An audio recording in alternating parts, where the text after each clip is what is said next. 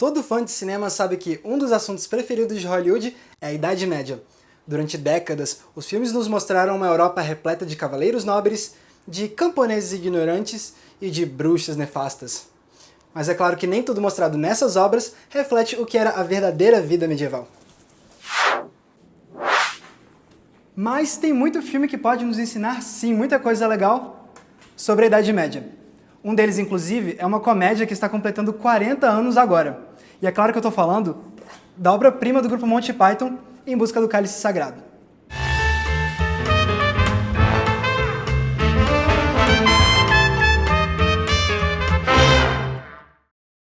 Alô, alô, cavaleiros da Távola Redonda! Meu nome é Max e sejam bem-vindos ao primeiro episódio do Entre Planos.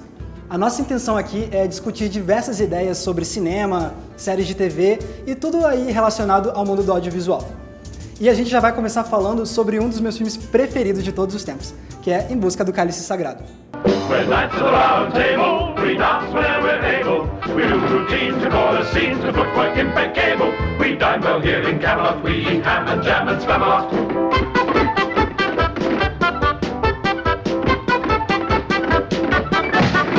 Se você nunca ouviu falar de Monty Python, não tem problema, eu tô aqui para te ajudar. O Monty Python é um grupo de comediantes da Inglaterra que revolucionou a comédia lá na década de 70. Para você ter noção da importância desses caras, eles são frequentemente chamados de os Beatles da comédia. Eles ficaram conhecidos lá na Inglaterra graças ao programa de TV que eles tinham na BBC, o Monty Python's Flying Circus. O show durou de 1969 a 1974 e foi um sucesso. Hello, Polly! Polly Parrot, wake up! Polly! Um ano após o fim do show, eles decidiram começar a fazer filmes. E a estreia do grupo na telona foi justamente com Em Busca do Cálice Sagrado. O filme reconta a história de como o rei Arthur juntou seus cavaleiros e foi atrás do Cálice Sagrado, o Santo Graal, utilizado por Jesus na última ceia. Camelot. Camelot. Camelot. It's only a model. Shh. Em Busca do Cálice Sagrado é considerado pela crítica e pelos fãs como um dos filmes mais engraçados de todos os tempos, influenciando todo o humor que seria feito nos anos seguintes. Mas o filme fica ainda mais interessante quando a gente descobre que ele pode nos ensinar muito sobre a Idade Média. Vamos começar pela cena de abertura do filme. Nela, o rei Arthur avista um castelo e se depara com camponeses trabalhando nas proximidades. E o que se segue é um verdadeiro debate sobre poder político, já que os camponeses se recusam a reconhecer Arthur como o rei deles. And I am your king. I didn't know we had a king. I thought we were an autonomous collective. You're fooling yourself. We're living in a dictatorship. I told you, we're an anarcho-syndicalist commune.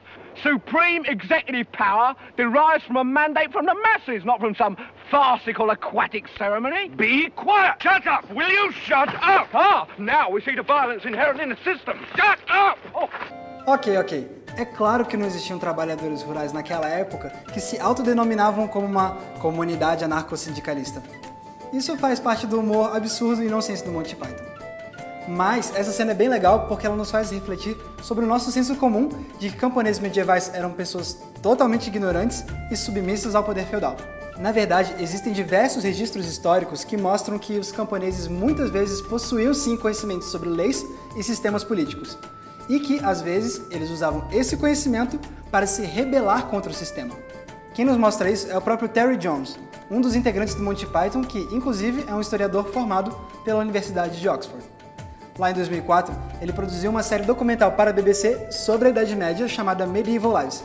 E no primeiro episódio, ele nos conta uma história incrível, a dos loucos da cidade de Gotham, na Inglaterra. Em 1200, o rei John planejava ir a Nottingham, atravessando a cidade de Gotham. Os habitantes de Gotham, porém, ao ouvirem a notícia, ficaram preocupados por saberem que qualquer caminho utilizado pelo rei em uma viagem se tornava uma estrada real. Isso significava que eles teriam de pagar novos impostos pela manutenção dessa nova estrada. Eles decidiram então adotar uma estratégia para fugir dessa situação.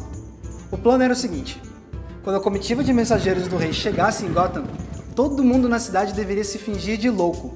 Isso porque, naquela época, a loucura era considerada como uma doença contagiosa.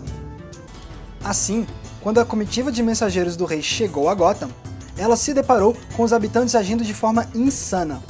Alguns diziam que queriam aprisionar um pássaro entre muros sem teto, enquanto outros tentavam afogar um peixe em um lago. Assustados com o lugar repleto de loucos, os homens de John retornaram e o informaram da situação da cidade. Assim, o medo de ser contagiado pela loucura de Gotham fez o rei procurar outro caminho rumo a Nottingham. Ou seja, o conhecimento que os camponeses da cidade possuíam sobre as leis possibilitaram que eles agissem, impedindo assim uma nova cobrança de dinheiro por parte da coroa. Outro exemplo muito interessante é a Revolta dos Camponeses de 1381, um dos episódios mais importantes da história medieval na Inglaterra. Após o fim da Peste Negra, o número de trabalhadores camponeses diminuiu, o que afetou a relação deles com os senhores de terras. Alguns trabalhadores passaram a ganhar mais dinheiro pelos serviços. Mas a coroa não ficou feliz com esse aumento de poder aquisitivo. Então, foram tomadas medidas para reverter os benefícios dos camponeses. E é claro que isso causou diversas revoltas. Em uma delas, o próprio rei Ricardo II se encontrou com os camponeses raivosos para supostamente dialogar. Mas o rei acabou mandando reprimir a revolta, matando centenas de camponeses no processo.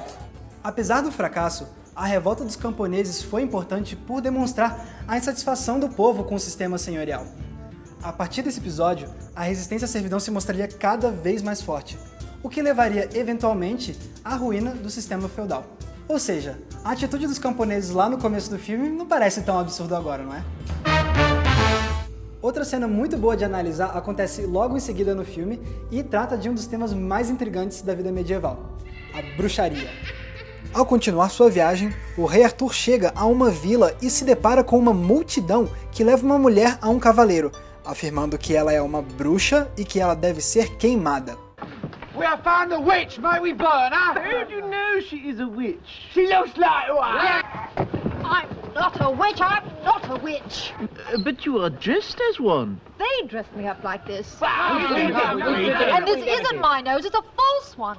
Did you dress her up like this? No. No. Yes. Yeah. A bit. Ok, vamos analisar essa primeira parte da cena. Pode parecer absurdo o fato de que ela esteja sendo acusada de bruxaria apenas por se parecer com uma bruxa. Mas o surpreendente é que naquela época a aparência física contava sim como um critério na hora de definir se uma mulher era uma bruxa ou não. Segundo a autora Patrizia Betella no livro The Ugly Woman, naquela época, um corpo belo era considerado como a expressão de uma boa alma. Já um corpo feio era considerado como a marca de uma alma maligna. Já Umberto Eco, no livro A História da Feiura, é mais categórico ainda. Segundo ele, na maior parte dos casos, as vítimas de tantas fogueiras foram acusadas de feitiçaria porque eram feias. Mas essa cena fica ainda mais interessante. Tell me, what do you do with witches? And what do you burn apart from witches? Wood. So, why do witches burn? Because they're made of wood. Good. How do we tell whether she is made of wood? Does a wood sink in water? No, it floats. It floats. Throw her into the pool. Mas que belo raciocínio lógico, hein? Mas o pior é que isso não é exagero do filme. Na Idade Média, os julgamentos de bruxas realmente utilizavam processos de pensamentos que para nós parecem completamente absurdos, mas que, para eles, faziam total sentido. Segundo o historiador Jean-Michel Salman, um dos procedimentos mais comuns nos julgamentos de bruxaria na Idade Média era a prova da água. Nela, mergulhava-se a acusada em um lago ou um rio, normalmente presa a uma pedra muito pesada. Caso ela flutuasse, era sinal de que Satanás estava tentando salvar uma de suas seguidoras. E caso ela se afogasse, era sinal de que ela não era uma bruxa no final das contas. Já acha isso um absurdo? Calma que a situação fica bem pior. What also floats in water? A duck. Exactly. So, logically, If she weighs the same as a duck, she's made of wood. and therefore, A witch! A witch! A witch! A witch! fair cop. Lembra que na cena a prova irrefutável de que a mulher é uma bruxa é o fato que ela pesa o mesmo que um pato? Pois bem, isso não tá lá muito longe da verdade não. Segundo o autor Georges Demey, no livro As Escravas do Diabo, um dos procedimentos usados nos julgamentos de bruxaria era a prova da balança. Nela, a acusada era posta em um dos pratos da balança para ter o peso comparado com o de uma Bíblia. Se a acusada pesasse mais do que o livro sagrado, ela era considerada como uma bruxa. Isso porque nenhum juiz daquela época admitiria que uma pessoa com uma boa alma pesasse mais do que o livro com a palavra do Senhor. Tá vendo quando já dá pra descobrir sobre a Idade Média com apenas 2 cenas de Em Busca do Cálice Sagrado? E isso, que o filme ainda conta com outros momentos incríveis e que podem nos fazer refletir como a gente enxerga esse período. Mas é claro, a gente não tem tempo pra falar sobre todas as cenas. Se você nunca viu esse filme, não deixe de conferir porque isso aqui é uma obra-prima da comédia. E aí galera, o que vocês acham disso tudo que a gente falou hoje? Fiquem à vontade para escrever aqui embaixo nos comentários tudo o que vocês pensam sobre o assunto. Afinal de contas, a nossa intenção aqui é debater ideias. E no final de cada programa, a gente queria responder os comentários de vocês sobre o episódio anterior. Mas como esse aqui é o nosso primeiro, a gente pediu para algumas pessoas comentarem este vídeo antes que ele fosse ao ar. Então, vamos lá dar uma olhada no que essas pessoas tiveram a dizer.